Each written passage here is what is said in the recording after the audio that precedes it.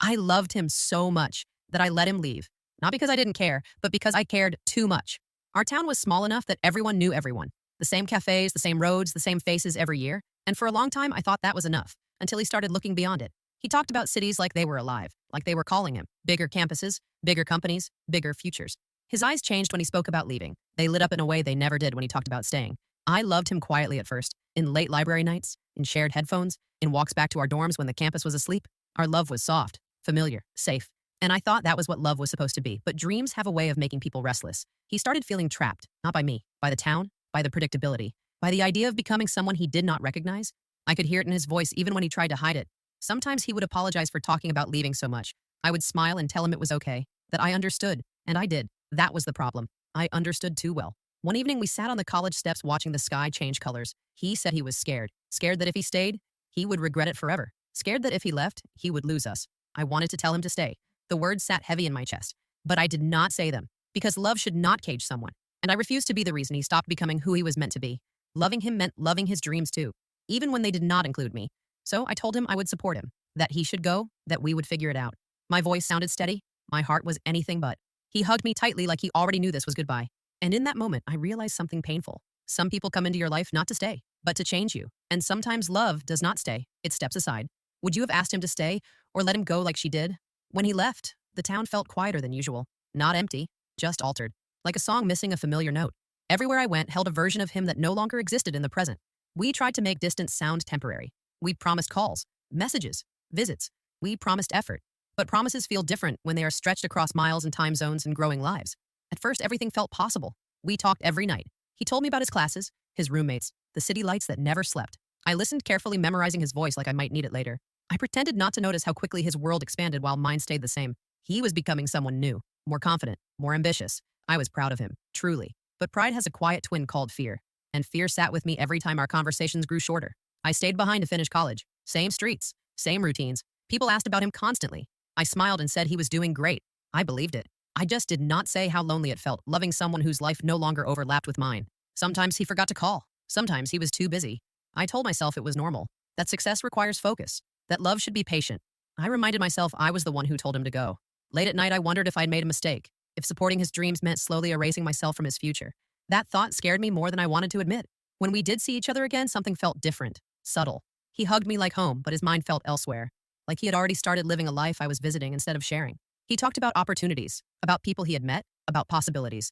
I listened with a smile that felt heavier than before. I was proud, and I was grieving at the same time. I never told him how afraid I was of becoming a memory instead of a partner. I did not want to burden him. I did not want to be the weight that slowed him down. So I learned how to love quietly, how to miss without complaining, how to cheer for him even when it hurt.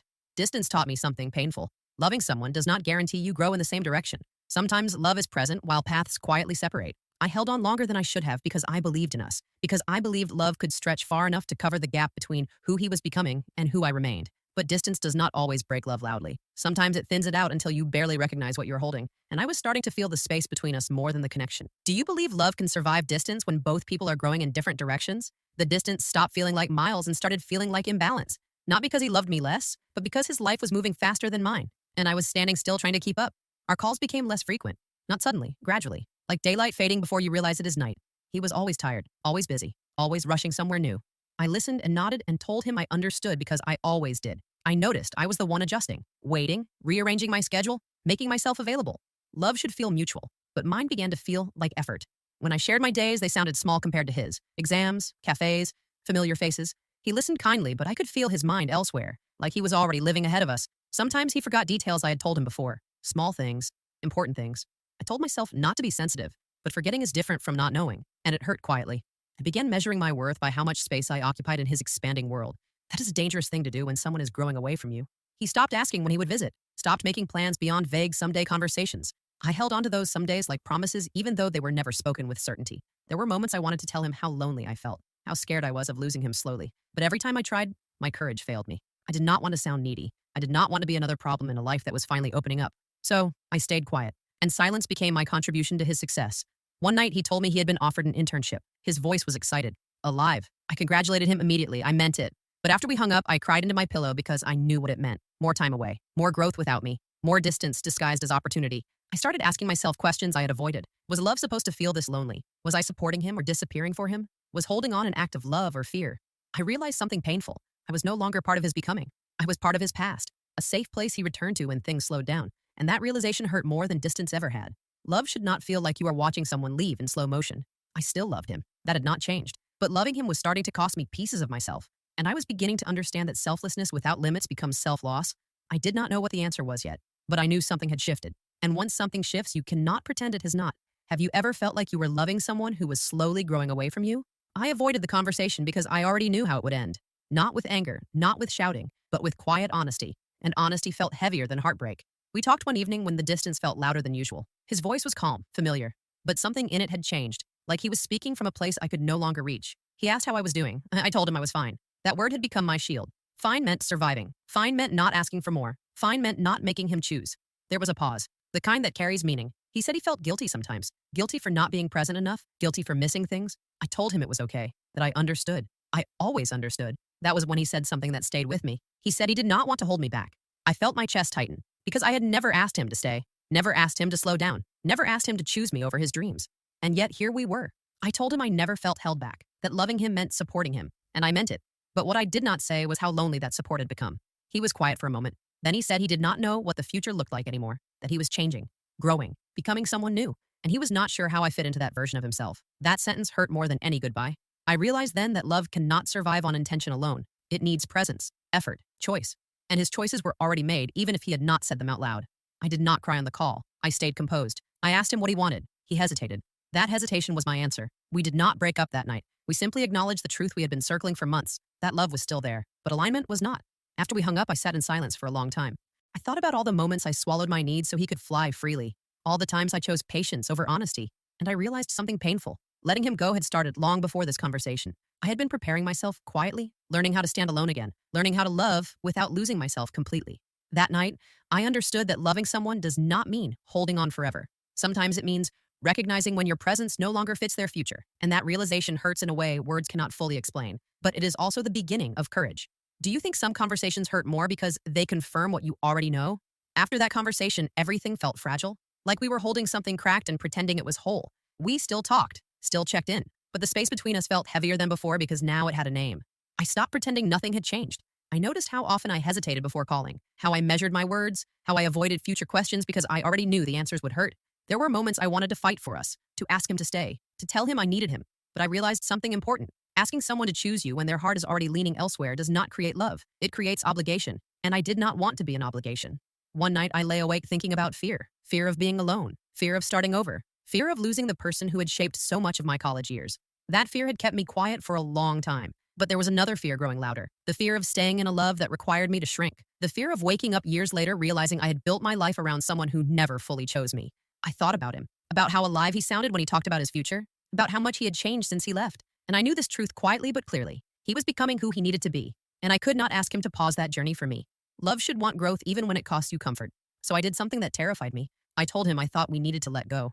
My voice shook, my heart raced, but my words were honest. I told him I loved him, that I was proud of him, that I did not regret supporting his dreams, but I also told him I could not keep loving him from a distance that was slowly erasing me. He was quiet for a long time. Then he said he understood, that he never wanted to hurt me, that he hoped I would be happy. There was no fight, no blame, just sadness and respect, and a shared understanding that love sometimes ends not because it fails, but because it changes shape. When we said goodbye, I felt something unexpected, relief, mixed with grief. Relief that I no longer had to pretend, grief for what could have been. I cried after, of course I did, but my tears felt different. They felt like release instead of loss.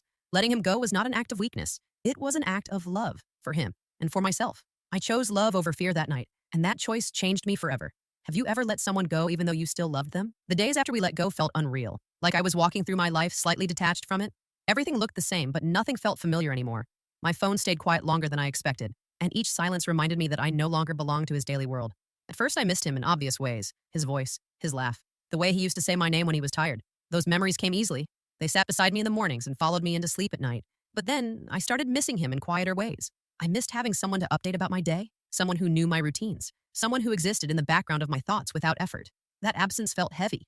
I had to stop myself from reaching out, not because I did not want to talk to him, but because talking would pull me back into something I'd already chosen to leave. Healing required restraint, and restraint felt like loss at first. I reminded myself why I let him go.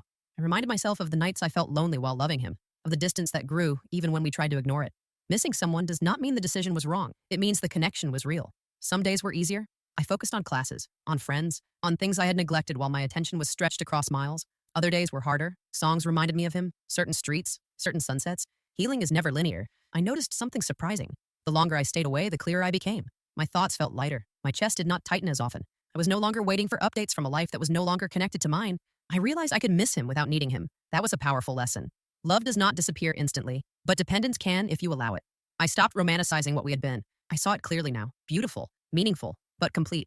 It did not need to continue to matter. There were moments I wondered if he missed me too, if he thought about me when things slowed down, but those questions lost their importance. Because my healing did not require his awareness. I learned how to sit with longing without acting on it, how to let feelings pass instead of chasing comfort.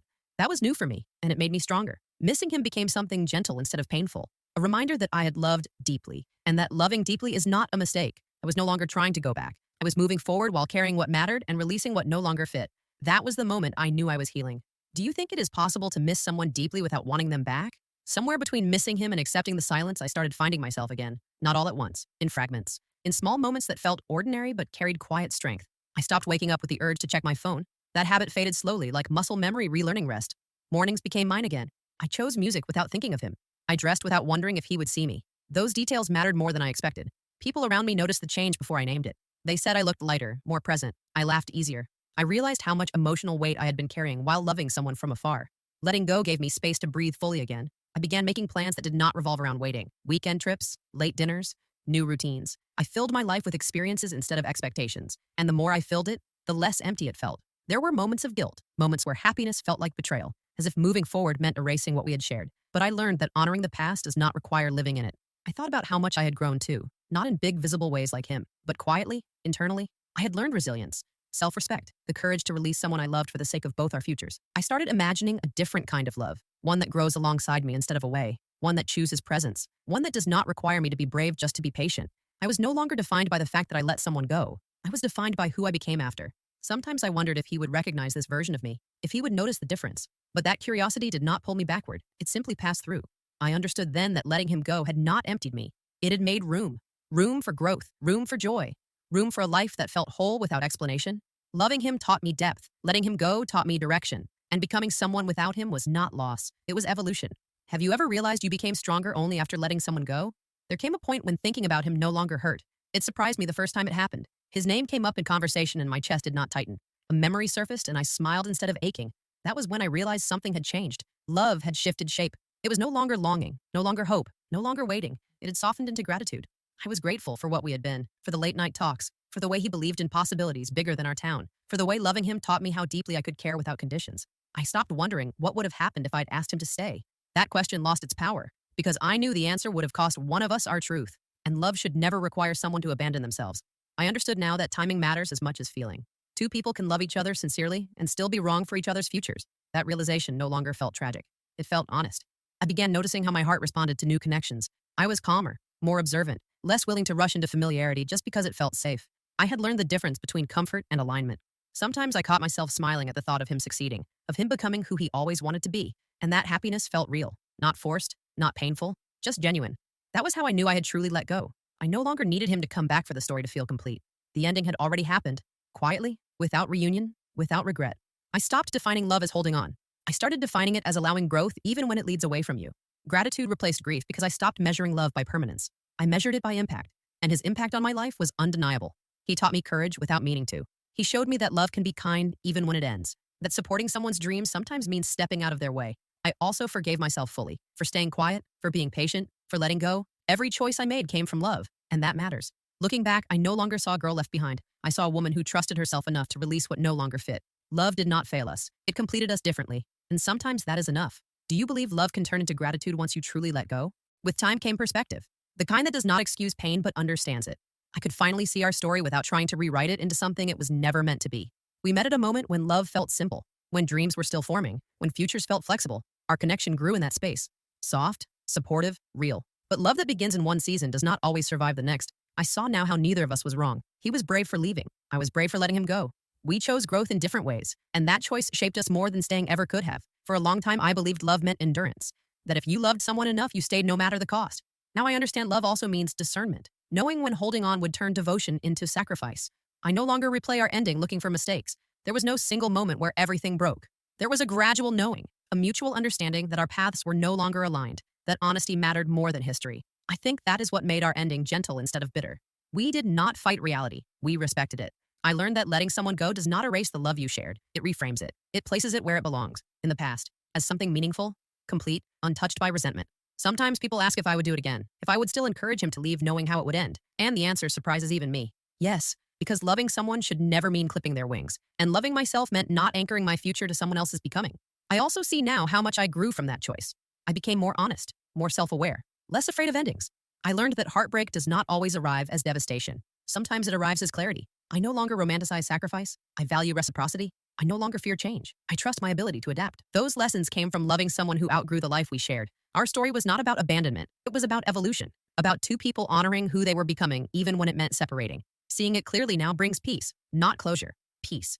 Because closure suggests something unfinished. And our story was finished exactly as it needed to be. It taught me how to love without possession, how to release without resentment, how to carry memories without letting them weigh me down. And that understanding prepared me for the love I will one day choose again. Not from fear, not from comfort, but from alignment. Do you think some relationships end, not because they fail, but because they have already taught what they needed to teach? I no longer define love by who stays. I define it by who allows you to become more of yourself. That understanding changed everything for me. There was a time I believed letting him go meant losing something essential. Now I see it gave me something invaluable. Freedom, not the loud kind, the quiet kind that settles into your choices and shapes your future gently. I think about him sometimes, not with longing, not with regret, but with respect. I hope he became everything he dreamed of. I hope he looks back and knows he was loved without conditions. And I hope he understands that stepping aside was not indifference. It was courage. I also think about myself, about the girl who stood on a small college campus and chose not to hold on. She did not know how strong she was yet. She only knew love should not ask someone to stay small. That choice changed the way I love now. I no longer attach my worth to someone else's presence. I do not fear distance. I fear misalignment. I choose honesty even when it is uncomfortable.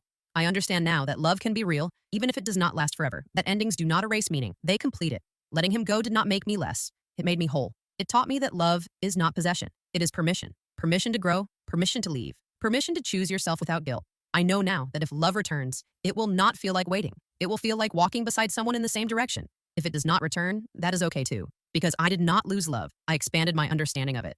Sometimes love does not stay. It steps aside. And in that space, something beautiful can grow. I let him go so he could become someone. And in doing so, I became someone too. What did letting go teach you about love or yourself? Or